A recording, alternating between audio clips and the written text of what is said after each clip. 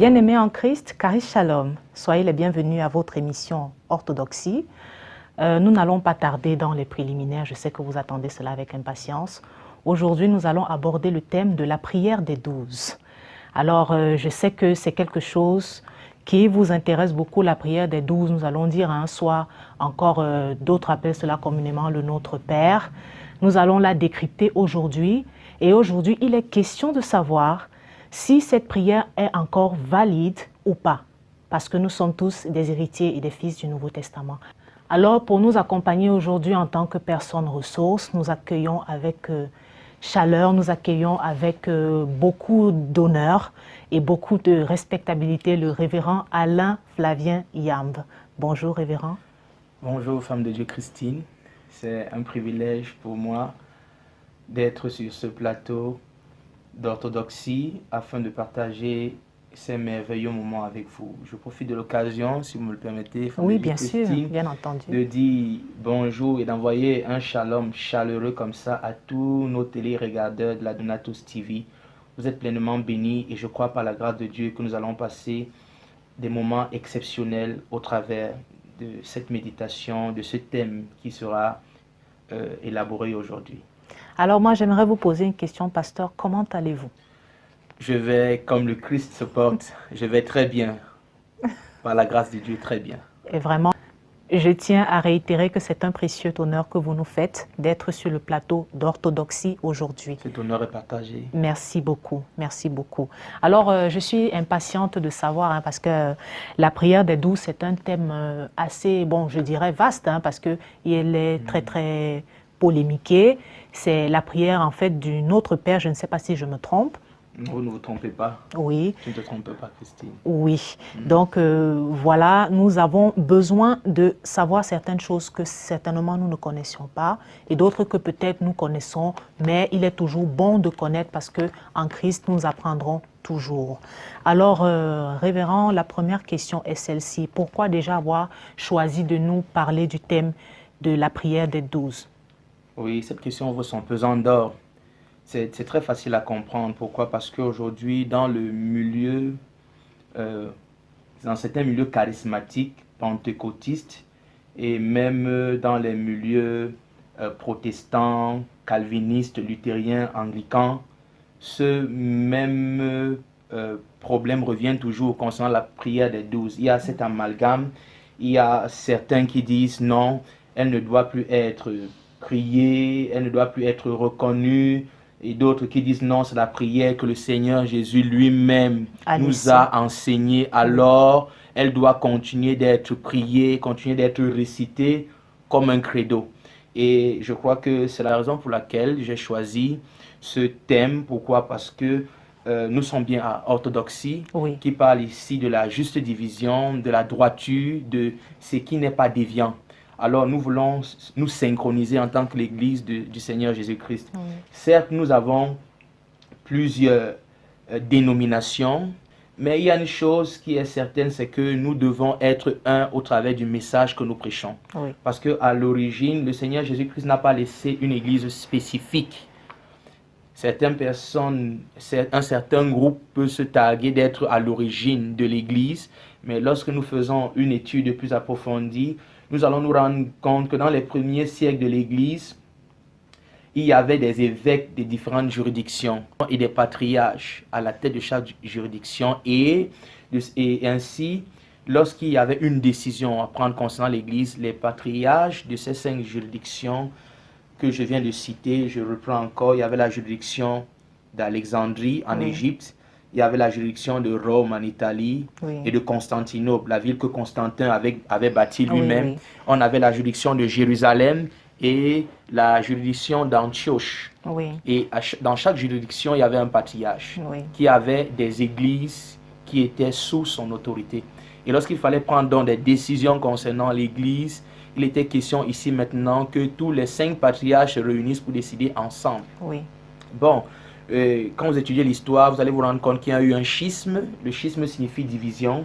Il y a eu un schisme entre l'église orientale et l'église occidentale. pour être plus précis, un schisme entre l'Église catholique romaine et l'Église orthodoxe. Voilà. Et ceci s'est passé en 1054. Oui. Et c'est comme ça que l'Église catholique romaine est née et c'est ainsi que l'Église orthodoxe est née. Voilà. Donc il est question ici là de savoir qu'il n'y a pas une Église standard, une Église originelle qui peut se lever et dire nous sommes à l'origine de tout. Mais dans la pensée de Dieu, Dieu a toujours prévu réunir ses fils et discuter ensemble de la révélation de Jésus-Christ. Merci, pasteur. Oui. Ce que vous dites est très, très intéressant et nous allons y revenir concernant le schisme qu'il y a eu entre l'Église catholique et l'Église orthodoxe. Nous allons effectivement connaître tout au long de l'émission Orthodoxie, parce que je pense que c'est un sujet très vaste, c'est un sujet très, très vaste, parce que Orthodoxie est une émission qui décrypte déjà l'Église dans ses origines et comment est-ce que certains credos ont été établis, comment est-ce que certaines choses ont été établies, que nous faisons aujourd'hui, certaines prières, certains rituels. À l'instar de la prière des 12. Voilà, à l'instar de la prière des 12. Donc, merci déjà pour cette petite introduction qui certainement a édifié beaucoup de nos téléspectateurs. Mais j'aimerais vous demander, pour entrer dans le vif du sujet, de nous parler un peu de l'origine de la prière des 12. Oui. Comment est-ce que ça a commencé en fait? Pourquoi est-ce que la prière des 12 a été donnée? Est-ce que le Seigneur Jésus a senti un besoin particulier? Est-ce qu'il a été forcé ou bien est-ce que c'était pour... Bref, j'aimerais un peu que vous nous en parliez un peu plus. Tout à fait, femme de Dieu Christine. Je vous invite donc comme ça chez vous à ouvrir vos Bibles dans le livre de Luc chapitre 11 à partir du premier verset. Luc chapitre 11. Moi, je prends la version français courant parce que je crois aussi que nous allons étudier plusieurs... oui, c'est bien d'étudier dans différentes versions pour avoir une netteté dans le langage, parce que les textes d'origine sont rédigés en grec. Voilà. Merci. Luc chapitre 11 à partir du premier verset. Voilà l'origine. Jésus priait un jour en un certain lieu. Lorsqu'il eut achevé, un de ses disciples lui dit, « Seigneur, enseigne-nous à prier, comme Jean l'a aussi enseigné à ses disciples. » Il leur dit, « Quand vous priez, dites, Père, que ton nom soit sanctifié, que ton règne vienne. Donne-nous chaque jour notre pain quotidien. Pardonne-nous nos péchés, car aussi nous pardonnons à quiconque nous offense, et ne nous induis pas en tentation. » Donc, l'origine. Qu'est-ce qui s'est passé pour que Jésus-Christ lui-même décide de donner cette prière aux 12? Jésus est en train de prier comme nous venons de lire et les apôtres l'ont écouté. Oui. Et certainement, ils se sont rendus compte qu'ils ne priaient pas comme tout le monde. Ils ne priaient pas comme dans le judaïsme. Ils ne priaient pas comme le font les scribes et les pharisiens. Oui. Et ils ont certainement été frappés par sa manière de prier, par l'intimité qu'il avait avec Dieu. Et ils ont voulu aussi recevoir cette capacité de communiquer avec Dieu de manière intime. Et c'est un disciple dont le nom n'est pas donné dans ce passage qui lui dit « Apprends-nous aussi à prier. Oui. » Et voilà pourquoi est-ce qu'il leur donne le Notre Père qui est aux cieux. Oui. Donc, à l'origine, Jésus ne s'est pas préparé lui-même à enseigner les disciples comment prier, mais c'est les disciples qui l'ont entendu prier et ont décidé d'aller vers lui, lui dire « Maître, enseigne-nous aussi comment nous devons prier. » Et nous avons reçu cette prière de Notre Père qui est aux cieux de Luc chapitre 11, du verset 1er au verset 4. Et aussi, lorsque nous regardons dans Matthieu chapitre 6, du verset 9 au verset 13, ces évangiles synoptiques présentent ici le même événement. D'accord. Mais effectivement, je voulais parler des évangiles synoptiques qui, somme toute, se complètent. Nous savons que les évangiles synoptiques se complètent, mais ils ne sont pas rédigés pour autant de la même manière. À quoi est-ce que c'était dû? Parce que beaucoup de gens aiment se dire que la Bible se contredit. C'est-à-dire, j'ouvre une parenthèse, hein, Oui. nous sommes, voilà, beaucoup de gens aiment dire que la Bible se contredit. Or, je sais avec assurance, nous savons avec assurance que la Bible ne se contredit pas. À quoi est-ce que sont nom dû ces légères déclinaisons, ces légères différences dans les récits? Voilà, les avis sont partagés par les théologiens, les docteurs de l'Église, ceux qui ont fait des travaux d'exégèse Oui, et d'herméneutique. Mais ce qui est bon à savoir, c'est que les 4 évangiles ne sont pas des investigations journalistiques où point par point tout doit être donné dans les détails. tout à Parce fait. qu'il est rédigé quelque part que si on aurait rédigé ce que le Seigneur Jésus-Christ avait fait en détail, le monde ne pourrait pas contenir les livres. Oui, Donc, dans les 4 évangiles, il y a un certain nombre de choses que l'Esprit a voulu ressortir, c'est-à-dire la mort, oui, la crucifixion, la mort, l'ensevelissement, le ravivement, la montée, l'assise au trône. oui, Donc, l'évangile, les 4 évangiles sont beaucoup plus centrés sur la personne de Jésus-Christ et son œuvre. Alors, nous pouvons trouver un décalage entre Matthieu, Marc, Luc et Jean. oui, Pourquoi déjà? Parce que ces événements sont rédigés il y a de cela 2000 ans de notre ère, oui. mais près de 40 ans après le départ de Jésus-Christ. Et vous voyez, s'il faut raconter la vie d'un homme il y a de cela 40 ans, il y a certainement certaines choses, il y a un certain nombre de choses qui peuvent se perdre. Oui, Et oui, c'est vrai, il est vrai que c'est le Saint-Esprit qui a inspiré ces hommes à rédiger ces textes, mais le Saint-Esprit a utilisé également leur niveau de compréhension. oui, Parce que le Saint-Esprit, lorsqu'il travaille avec nous, il travaille avec nous au travers de nous. Et avec Il note nos- pas notre capacité, il note Oui. pas notre intellect. Ça veut dire que lorsque ces gens rédigeaient également, c'était filtré par leur intelligence. Oui. Mais dans la grandeur de Dieu, l'essentiel est communiqué à l'intérieur. Donc la D'accord. raison pour laquelle juste il peut y avoir des légers décalages concernant parfois des mêmes Telle ou histoires, telle, oui, telle ou telle telle ou telle histoire. histoire, ça vient juste du fait que chacun a un point de vue et chacun regarde cette même histoire dans son angle. Voilà. Vous voyez, donc c'est un peu comme si on vous dit aujourd'hui cette émission orthodoxie qui est en train de passer, qu'est-ce qui vous a frappé? Vous pouvez commencer par la fin Tout à fait. et quelqu'un d'autre commence par le début de cette Les émission. perceptions ne sont pas les mêmes chez chaque individu. Voilà, les perceptions Tout ne à sont fait. pas les mêmes. Et ainsi, on parle de la même histoire, mais vue dans un angle différent. Merci, merci, pasteur. Je tiens à rappeler que c'était juste une parenthèse hein, pour éclaircir Tout à certains fait. points. Alors, nous retournons à la prière des 12. Vous nous avez dit tout à l'heure que ce sont les 12 eux-mêmes qui ont demandé Oui. à Jésus de leur apprendre à prier, c'est-à-dire que ce n'était pas une initiative spontanée de Jésus. Oui. J'aimerais donc savoir pourquoi Jésus a accédé à leur requête. Pourquoi est-ce qu'il a fait? En fait, pourquoi est-ce qu'il a donné la prière là aux disciples? Oui, il a donné la prière aux disciples parce qu'ils l'ont demandé. Et il était bon pour eux, c'est-à-dire les 12, de prier. Oui, Voilà. Mais maintenant, c'est que la prière, j'aimerais entrer plus loin, la prière que Jésus-Christ leur a donnée était une prière bien spécifique, oui, pour une dispensation bien spécifique. Et ce que nous, en tant que l'Église de Jésus-Christ, nous devons comprendre, c'est que nous devons parvenir à une certaine synchronisation. Nous devons Tout à pouvoir fait. synchroniser notre perception de la parole de Dieu. Parce que, voyez-vous, nous avons une mission en tant que l'Église de Jésus-Christ. Et en tant que l'armée du Seigneur Jésus, oui, nous devons pouvoir synchroniser nos interventions. Pourquoi j'utilise le terme militaire? Parce que j'aimerais prendre un exemple. Lorsque des commandos sont envoyés en mission, la première des choses qui est demandée, c'est de synchroniser leur montre. Pourquoi? Parce qu'ils doivent avoir le même timing pendant les opérations. Les opérations doivent être synchronisées pour être plus efficaces. Et l'une des choses aujourd'hui qui affecte l'Église de Jésus-Christ, c'est que nous n'avons pas encore pu nous synchroniser sur certains points. Parce qu'il y a certains qui disent ça, il faut le faire, et ça, il ne faut pas le faire. Mais que dit l'Écriture? Que dit la parole? Oui. Et la prière des 12 dons a été donnée dans une dispensation bien spécifique. Les apôtres devaient prier d'une certaine manière et Jésus-Christ voulait éveiller leur conscience en leur donnant cette prière pour qu'ils s'attendent à quelque chose de plus glorieux qui était sur le point de venir, c'est-à-dire la crucifixion et la résurrection. Alors, je voulais aussi préciser aux téléspectateurs qu'aujourd'hui, il est question de pouvoir, en fait, je vais brutaliser certains esprits.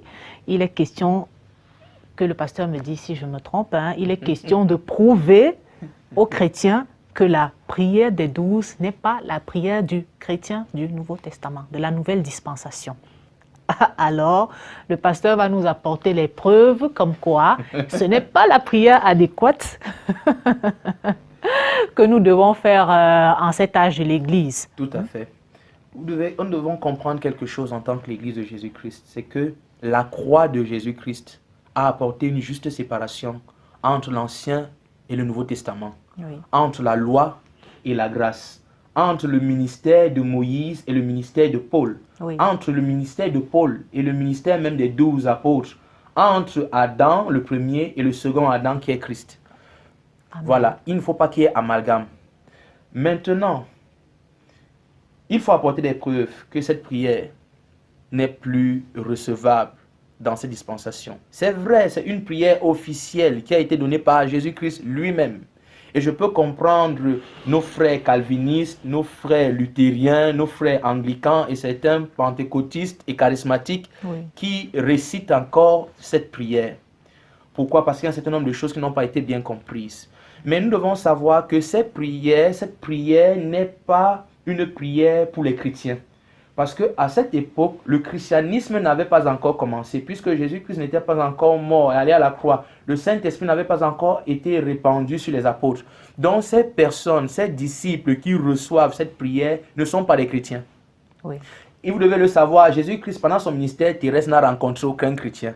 Aucun d'eux n'était habité par l'Esprit de Dieu. Tout à fait. Voilà, les événements de la croix ne s'étaient pas encore produits, donc personne n'avait l'intelligence de comprendre les réalités spirituelles. C'est la raison pour laquelle Jésus-Christ passait son temps à utiliser des paraboles. Les paraboles sont des langages qui utilisent des signes et des symboles dans le naturel pour expliquer les réalités spirituelles. Voilà pourquoi de temps en temps, ils avaient besoin de dire au Seigneur, Maître, explique-nous ce que ceci et cela veut dire. Alors, le Seigneur Jésus-Christ ne peut pas leur donner une prière excellente, puisqu'il est dit, il n'est pas bon de donner les choses précieuses aux gens qui ne reconnaîtront pas la valeur. N'ayant pas l'Esprit de Dieu, ils ne peuvent pas recevoir une prière de valeur, de peur même qu'ils la blasphèment et qu'elle soit profanée. Amen. Alors, il y a un certain nombre de paramètres qu'il faut prendre en considération. Les 12 demandent à Jésus-Christ cette prière. Jésus-Christ leur donne une prière qui correspond à l'Ancien Testament. 7, c'est une prière officielle. Elle a été donnée par Jésus-Christ. C'est la raison pour laquelle ce sujet est très polémique. Parce qu'on va dire que c'est Jésus lui-même qui a donné cette prière. Mais nous devons comprendre que 7, c'est une prière officielle. Je prends un exemple très simple. Vous avez un passeport certainement. Oui. Ou une carte d'identité. C'est un document officiel. Mais lorsque ce passeport vous est délivré, il y a une date de délivrance et une date d'expiration. Oui. Sur ce document. Tout à fait. Et dépasser cette date d'expiration, ce document reste officiel, mais il ne peut plus être utilisé pour les différentes transactions. Il faut que nous soyons clairs là-dessus. Oui, tout à fait. Alors, en entrant dans une nouvelle dispensation, après les événements de la croix, cette prière reste officielle dans l'ancienne dispensation, mais dans la nouvelle dispensation, elle est expirée. Elle est expirée. Amen. Donc, si je comprends bien, le Seigneur Jésus a donné la prière des 12, la prière aux 12, par rapport à la dispensation dans laquelle il se trouvait. Tout à fait. Donc, ça veut dire que après la croix, puisqu'il leur a donné la prière avant d'aller à la croix, c'est comme ça, apparemment, qu'il devait prier avant qu'il n'aille à la croix. Oui. Donc, ça veut dire qu'après la croix, étant donné qu'il avait déjà justifié toutes choses, étant donné qu'il avait déjà récapitulé l'humanité, cette prière n'avait plus lieu d'être. Oui, parce que c'est une prière qui a été donnée pour attendre, pour préparer les apôtres et le peuple d'Israël à recevoir ce qui allait venir. Oui. Mais ce n'était pas une prière que Jésus-Christ a laissée qui devait être récitée ou reprise à l'église. À toujours et à jamais. Hein. Voilà. Parce qu'aucun chrétien, en principe, un chrétien ne doit pas prier cette prière. Parce que ceux qui l'ont priée à la base n'avaient pas l'esprit. Oui. Ils n'étaient pas justifiés. Christ n'était pas mort sur la croix pour eux. C'était encore des pécheurs. Donc, ils devaient dire, pardonne nos offenses. Comme nous pardonnons aussi à ceux qui nous ont offensés. Ne nous soumets pas à la tentation. Nous sommes des pauvres pécheurs. Oui. C'était normal dans cette dispensation. Maintenant, la nouvelle dispensation, cela n'est plus valable, ce n'est plus normal. Et pour étayer davantage, permets-moi, femme de Dieu Christine, j'aimerais vous introduire ici, tu peux ouvrir ta Bible, dans le livre de Jean. Oui, Voilà. bien sûr. Merci Seigneur Jésus. Thank you Lord Jesus. Jean chapitre 16 au verset 12. Écoutons ce que Jésus-Christ lui-même dit.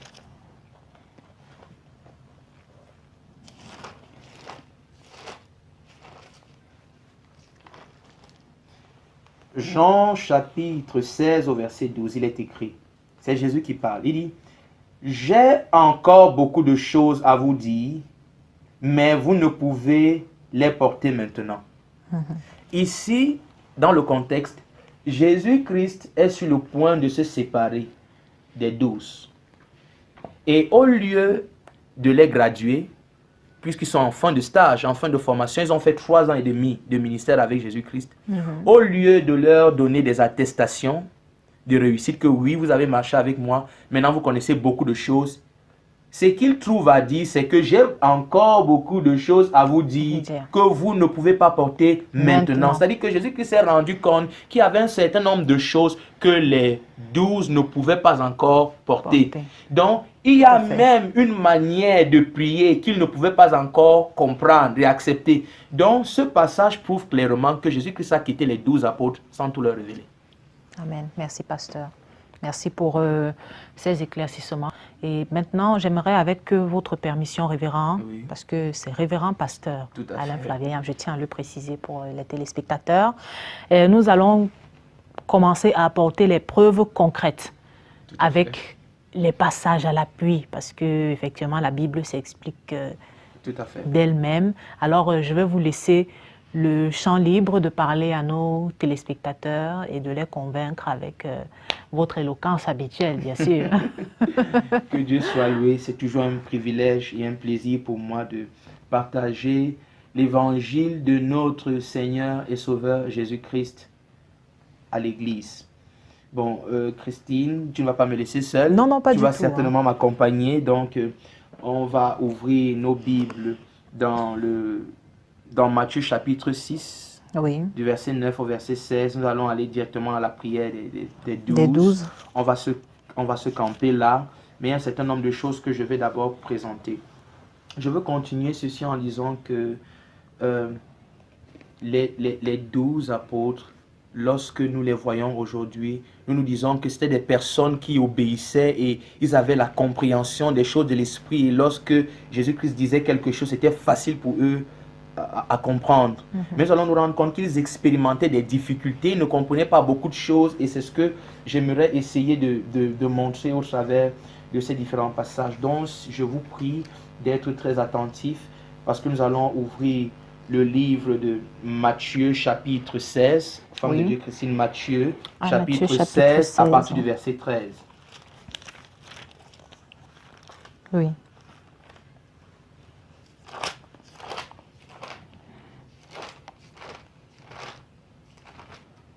Voilà, à partir du verset 13, tu peux lire? Oui, bien sûr, avec plaisir.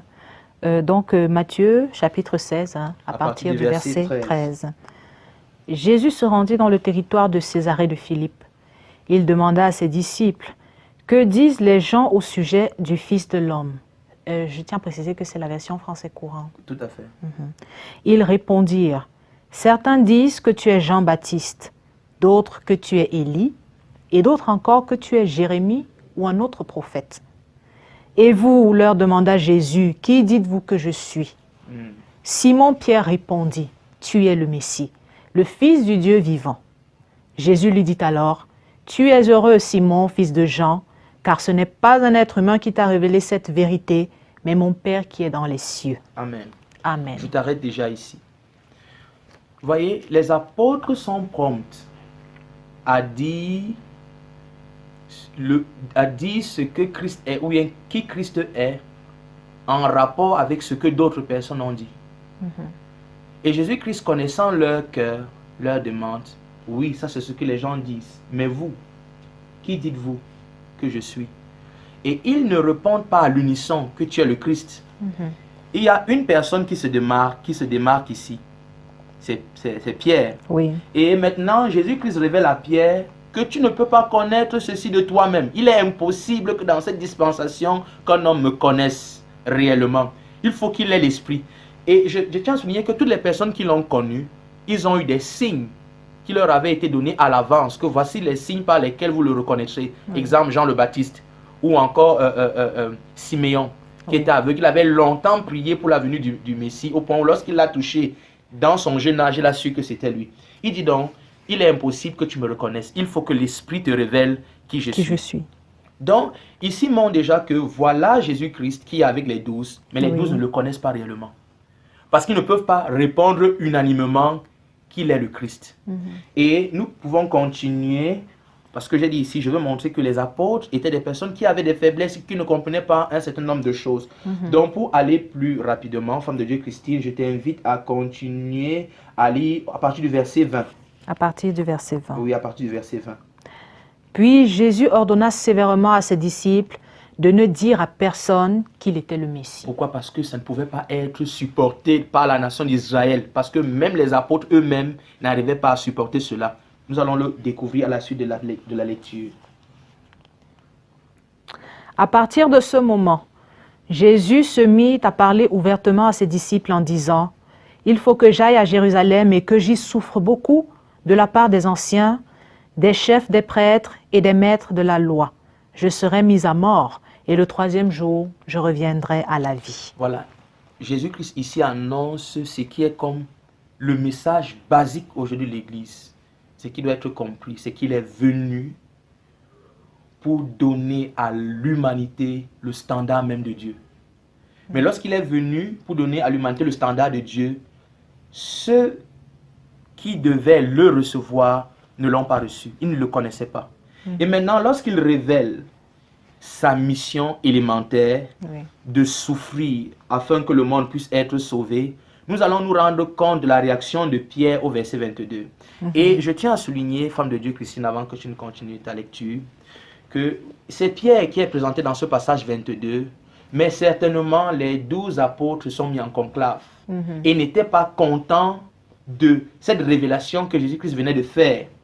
Et ils ont certainement dit à Pierre que toi, comme tu es le plus fougueux, tu iras lui dire nos intentions. Parce que je ne pense pas que Pierre pouvait se lever seul et prendre sur lui la charge d'aller s'adresser au Seigneur Jésus-Christ de cette manière. S'il n'était pas soutenu par les 11 autres. Voilà. Et j'aimerais d'abord lire dans Luc 2, verset 22.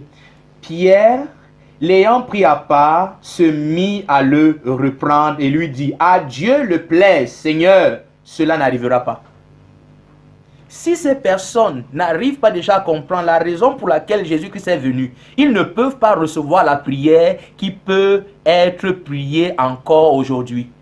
Parce que ce sont des gens qui rejettent même l'œuvre de Jésus, puisqu'ils n'ont pas l'Esprit de Dieu. Alors le Seigneur Jésus-Christ ne peut pas leur donner un modèle de prière qui doit être standard et qui doit être prié d'âge en âge. Et, femme de Dieu Christine, j'aimerais que tu lises le verset 22 dans la version français courant. Oui. Alors Pierre le prit à part et se mit à lui faire des reproches. Donc les apôtres ont fait des reproches à Jésus. Parce qu'il a dit qu'il devait souffrir. Parce qu'il a dit qu'il devait mourir afin que le monde soit sauvé. Ils disent, à Dieu ne plaise, cela n'arrivera pas. Pensez-vous que des personnes qui n'arrivent pas à comprendre la réelle raison pour laquelle le Seigneur Jésus-Christ est venu peuvent avoir la révélation de la prière? Ou bien Jésus-Christ peut-il leur donner la prière, une prière révélée? Puisque nous avons vu tout à l'heure, dans Matthieu chapitre 16, Jésus-Christ a dit, j'ai encore beaucoup de choses à vous dire, mais vous ne pouvez pas les supporter maintenant. Voilà une chose qu'il n'arrive pas à supporter. Et voilà pourquoi chaque fois que le Seigneur Jésus-Christ voulait parler de sa mission, il faisait face à cette oppression, il faisait face à cet obstacle qu'étaient ses disciples. Alors, généralement, la plupart du temps, il n'en parlait pas. Il gardait ça en lui. Que le temps viendra où cela sera révélé. La seule chose que je peux vous donner maintenant, c'est faites le Notre Père. Priez de cette manière pour que ces événements arrivent très vite afin que vous puissiez expérimenter la plénitude même de mon union avec Dieu. Amen. Merci, pasteur. Alors, nous sommes entrés dans les 30 premières minutes de cette émission et je vous rappelle que si vous nous rejoignez maintenant, vous regardez Orthodoxie. Alors, juste après peut-être une courte pause, nous allons revenir avec le révérend Alain Yam et nous allons décrypter en elle-même la prière des 12, le Notre Père qui est aux cieux, preuve à l'appui. Ne quittez pas. Carré Shalom et à tout de suite.